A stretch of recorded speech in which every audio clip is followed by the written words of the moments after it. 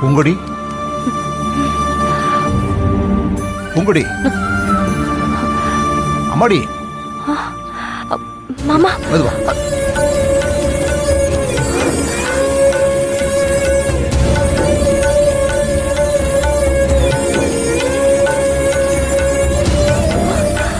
பயப்படாதம்மா, நான் தான் உனக்கு போத்தி விட்டேன்.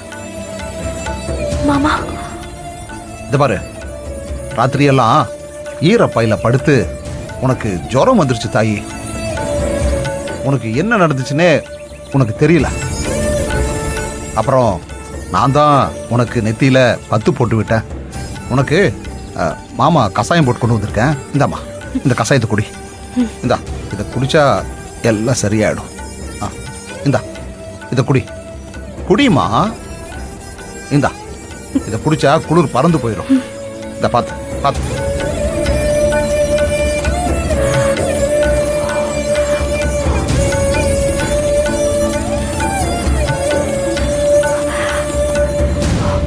சுடுதா? பார்த்து, மெதுவா மெதுவா குடி.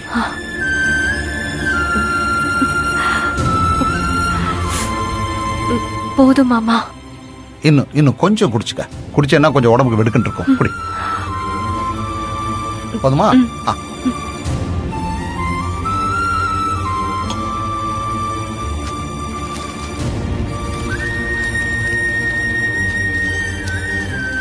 இந்தாம்மா, இந்த மாத்திரை போடுங்க. இந்தா, மாத்திரை போடுமா, சரியாயிடும். போடு. இந்த வாயில போடு போடு, எல்லாம் சரியாயிடும். போடு.